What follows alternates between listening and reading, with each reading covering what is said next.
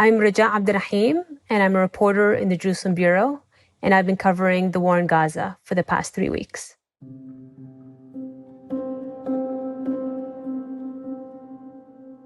On Friday, I was reporting out a story about, basically it was a sentiment that I was starting to hear a lot from people, that death felt inevitable. There's now more than 8,000 deaths in Gaza, more than a third of them children. And we're hearing basically entire families are being killed in one strike. I spoke to a woman in Gaza. Hello. نعم. يا جماعة. Her name is Ulfat al-Kurd. هم كانوا 16 بالبداية بس هلا كثير أنا سمعت 70 صاروا. And she told me that 70 members of her family had been killed. من قرايبي من عيلتي. Aunts, uncles, cousins, she'd almost lost count of them. لما تلاقي صاحبك وجارك وصديقك بتشهد خلص يعني إنه ما ضل فيها. And what she was telling me, and what I've been hearing a lot, is that these huge death tolls, and when everybody around you, when everybody you love is being killed,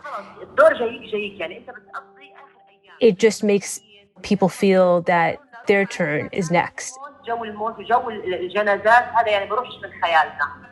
The smell of death actually hangs in the air because there's so many bodies, more than 1,000, that are under the rubble because they don't have the equipment or they don't have the ability to get them out. I also spoke with a poet and an essayist, Mus'ab Abu Taha. فإنه في أي لحظة كل شخص قاعد في مكانه بيسمع الصوت بحس إنه الإشي يعني جاي عليه بالضبط. And he was telling me about how when you're sitting in your home or wherever you are and you hear the approach of a rocket, the sound feels like it's coming for you. Like it feels like it's intended for you. And I asked him some more questions, but I suddenly noticed that the messages weren't being delivered and I wasn't hearing back. And it wasn't until a little later that we realized that all phone and internet in Gaza were down.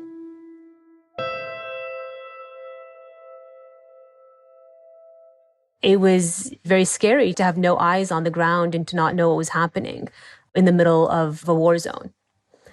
Luckily, our stringer, Amira, her husband actually has an Israeli SIM card, and she was able to message us. Okay, just to explain the situation here in Gaza today in the streets, it's like a really a crazy situation. I got a very panicked message from her, and and in this moment she's talking as a Palestinian, as a journalist, as a mother. People, they are very scared and terrified. They keep asking us as a journalist, do you know what happened? What's the news? Is there any ceasefire? Where they bombed last night? And she told me that there was so much fear and so much panic and so much confusion on the ground because everybody was worried, what did this blackout mean and what was Israel planning to do? Morning, Raja. We all fine here in the camp. So far, we don't know what happened in Gaza. We cannot even reach my family, like my mom, my sisters in Gaza City to check how they are or if they survived this night or not. And that's the thing with this blackout is that not only were people in Gaza cut off from the rest of the world, but they were cut off from each other. During the night, there were very heavy bombing and a lot of clashes, like shooting. We hear the shooting. We hear that there is like fight. And what was happening was that it was the most intense night of the war so far in terms of Israeli airstrikes.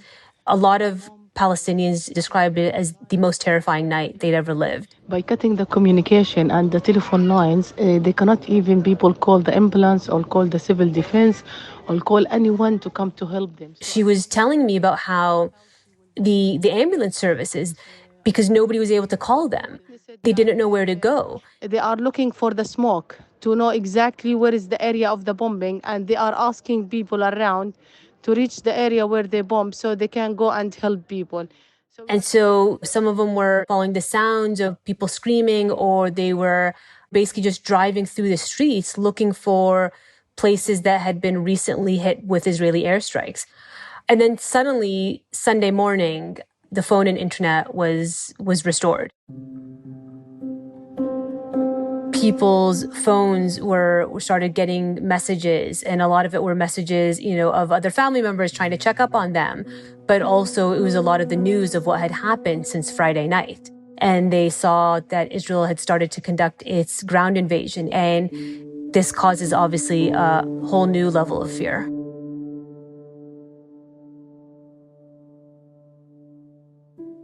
From the New York Times, I'm Sabrina Tavernise, and this is The Daily. Over the weekend, the Israeli military appears to have begun an invasion of the Gaza Strip, with tanks rolling into the enclave and Israeli soldiers fighting with Hamas inside. But the operation remained shrouded in secrecy, with Israel revealing little about its actions. Today, my colleagues Raja, Abdulrahim, and Patrick Kingsley on the latest escalation in the war. It's Monday, October 30th.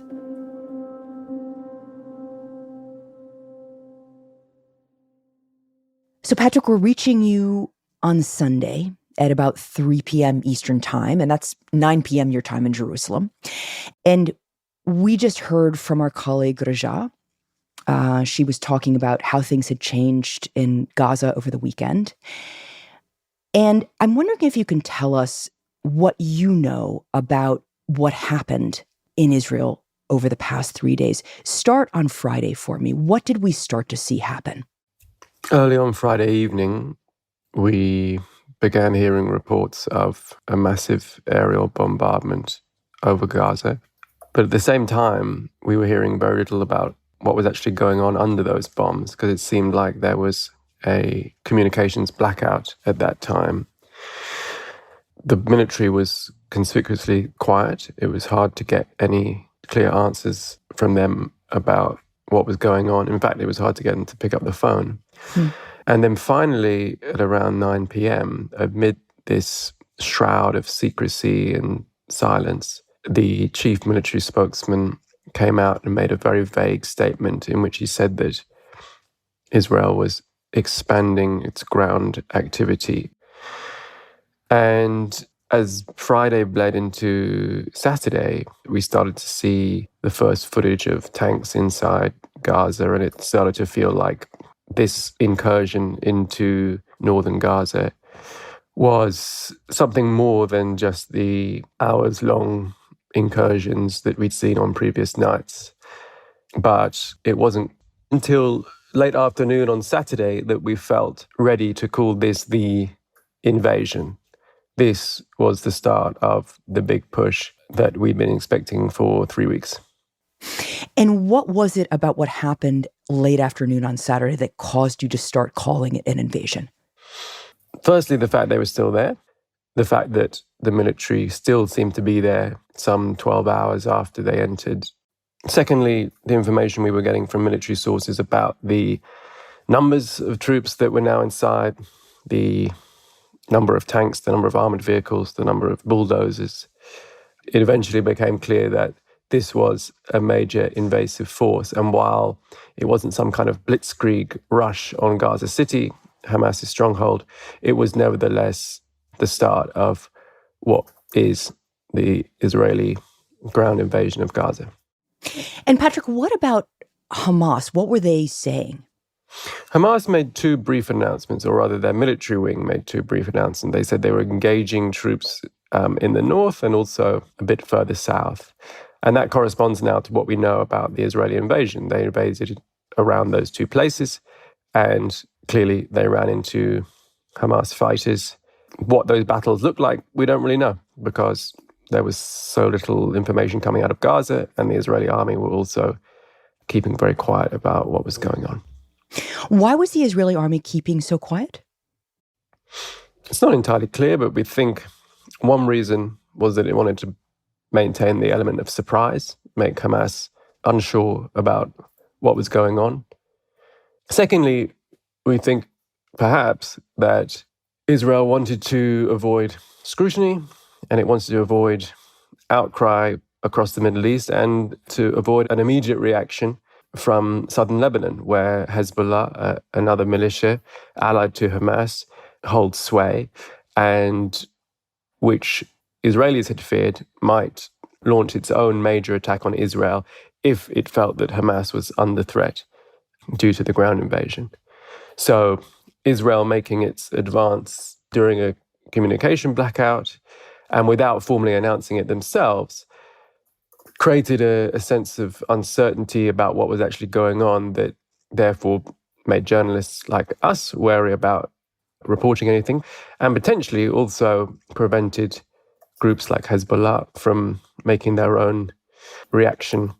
Okay, so this is the invasion that we were all anticipating, but at the same time, you're saying it's kind of different. What makes you say that? How is it different than what we expected? I think we expected, perhaps naively, that we would know what was going on in real time, that we'd have photography, video of something happening. In retrospect, we now know certain details. We know they entered from the northwest of Gaza. At least some of the forces advanced down the Gazan coastline. There's video now that's been released from the Israeli army that shows tanks and other vehicles moving along the beaches of northern Gaza. A video has also emerged of a pair of Israeli soldiers standing atop what is believed to be a beachside hotel, raising an Israeli flag.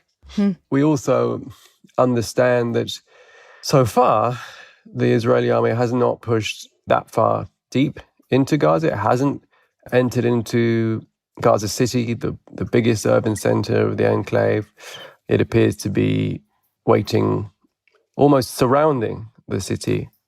And this has been accompanied by many statements from Israeli officials, both in the military and outside, saying that this is going to be a long, long process and that they won't be charging into Gaza City as quickly as perhaps we'd expected 3 weeks ago. Why do you think the Israeli military is taking this kind of different approach? Do you think that they were responding to pressure from the U.S.? Well, you're right that the U.S. has been warning Israel not to act out of emotion, not to act too swiftly, to make sure that they have clear plans in place before moving in. Everyone's worried about the outbreak of a regional war, and it's quite possible that this maneuver, shrouded in secrecy, was intended to try and delay any prospect of regional reaction for as long as possible until the invasion seemed a fait accompli that could not be stopped. And perhaps that's why there was essentially a day of uncertainty and the fog over what was going on. And by the time that Benjamin Netanyahu made a speech on Saturday night in which he announced the second phase of this conflict, the Israeli army had already been inside Gaza for more than 24 hours, and their presence was a fact rather than a possibility.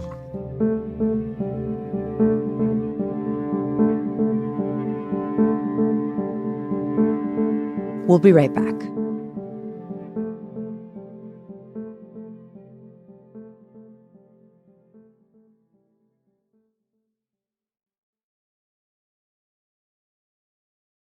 So, Patrick, you told us that Prime Minister Benjamin Netanyahu made a speech on Saturday night. What did he say? He said a number of things.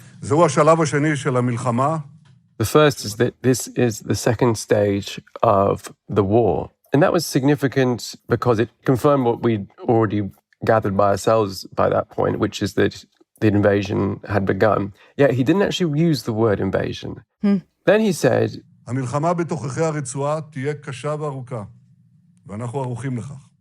war inside Gaza will be long and difficult, and we are ready for it. And that was perhaps aimed at the Israeli public that is going to have to come to terms with many losses to its own in the coming months.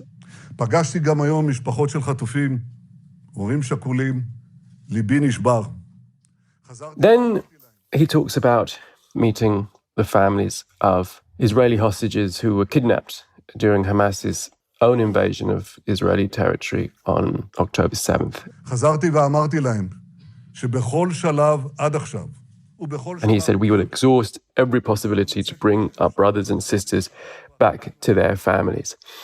That was an attempt to reassure the families of the hostages, who have enormous public sympathy and support, that this invasion is not intended to come at the cost of those hostages' lives. And what else did Netanyahu say in the speech? He talked about one supreme goal: to destroy the murderous enemy and ensure our existence in our land. תמיד אמרנו, לעולם לא עוד. לעולם לא עוד, זה עכשיו. And that is maybe tilted towards the international audience. It's a reminder that for Israelis, they cannot countenance living next to Hamas on its borders for another minute. And then finally, זאת מלחמת העצמאות השנייה שלנו. he says that this is our second war of independence. The first so-called war of independence was in 1948, when Israel's fledgling army defeated several Arab armies and Palestinian militias in order to create the boundaries of the modern state. Then that war was and remains a unifying event in the minds of most Israelis, because it was the foundational event of the state of Israel. So by talking about it, Netanyahu was trying to present himself as a unifying leader, someone that can bring Israelis together after a period of great division in Israeli society. And to supporters, that may have felt credible. To critics, that would have come across as very hollow. And to Palestinians, that same comment would have felt very chilling, but for different reasons. During the 1948 war, some 700,000 Palestinian Arabs, or 80% of the Arab population of Mandate Palestine, the territory that Israel was formed from in 1948, either fled their homes or were forced to flee their homes, never to return. And that moment in Palestinian history is known as the Nakba, or catastrophe. It was hugely traumatic and remains perhaps the defining moment of the Palestinian experience, and is seen as almost the start of all of Palestinian trauma over the past 75 years. So that was Saturday, but on the ground in Gaza, things were still very uncertain, and it was very unclear what was going on. Okay, so that's Saturday night. Today's Sunday. Tell me what we've learned now that the communications have come back online. We're learning that, once again, there was devastating loss of civilian life in Gaza. We're learning that the fighting inside Gaza appears to have taken its first Israeli casualties. The Israeli military said this morning that 2 soldiers had been wounded during the fighting that started after the invasion. And we learn from the Israeli military that they say that they have hit 450 military targets throughout Saturday and early Sunday. And those targets include command centers, observation posts, anti-tank missile launch posts, and leaders of Hamas's military wing. We also know that they say that they hit 150 underground facilities, some of which may indeed be tunnels. All these are impossible to verify. So, Patrick, stepping back here for a minute, where do you think we are in this war right now? Netanyahu has said we are in a second phase. You know, we don't know how many more there will be. Where are we and where are we going? Well, the entire region is waiting with bated breath to see how do Hamas's allies in southern Lebanon respond. Will they up the ante? Will they launch missiles and rockets deeper into Israeli territory? Or will they hold fire and prevent a major escalation on the Israeli-Lebanese border? Inside Gaza, we are braced for what many think will be the bloodiest phase of what has already been a catastrophically bloody war. 8,000 Palestinians have already died, 1,400 Israelis, and the ground phase of the war is thought by most analysts to be the deadliest one.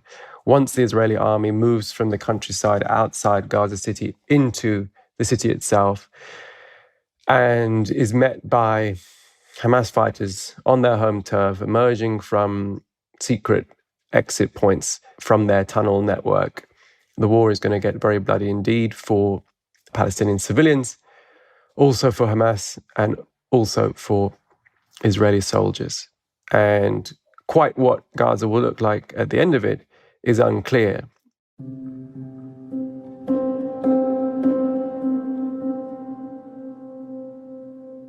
We're at the edge of a precipice, and we don't know exactly where Gaza are going to land.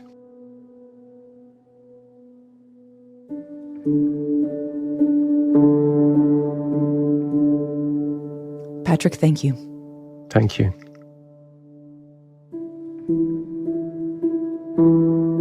The Times reports that the United States believes that Israel was responsible for the communications loss in Gaza, and that Washington had pressed Israeli leaders to restore the service. On Sunday, President Biden spoke with Prime Minister Benjamin Netanyahu by phone and urged him to conduct operations, quote, in a manner consistent with international humanitarian law. Also on Sunday, as desperation in Gaza spread, thousands of people broke into UN food warehouses and took wheat flour and other basic survival items. More aid came into Gaza from Egypt on Sunday, in all 33 trucks, but aid groups said it was not nearly enough.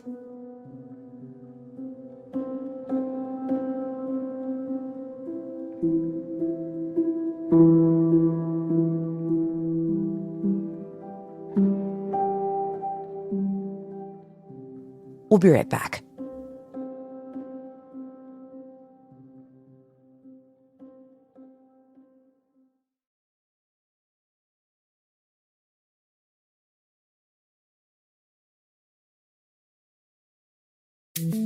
Here's what else you should know today. On Friday, the man suspected of killing 18 people and injuring 13 others at a bar and a bowling alley in Lewiston, Maine, was found dead of an apparent self-inflicted gunshot wound. The discovery of the perpetrator of Wednesday's mass shooting ended a sweeping manhunt that had forced thousands of residents throughout the region to remain in their homes. Meanwhile, questions continued to build over whether more could have been done to prevent the gunman, who officials said had paranoid beliefs, from owning a gun. Today's episode was produced by Jessica Chung, Sydney Harper, and Rochelle Bonja, with help from Ricky Novetsky. It was edited by Patricia Willens and Lisa Chow, contains original music by Alicia Baitub and Marian Lozano, and was engineered by Chris Wood. Our theme music is by Jim Brunberg and Ben Landsverk of Wonderly. That's it for The Daily. I'm Sabrina Tavernisi. See you tomorrow.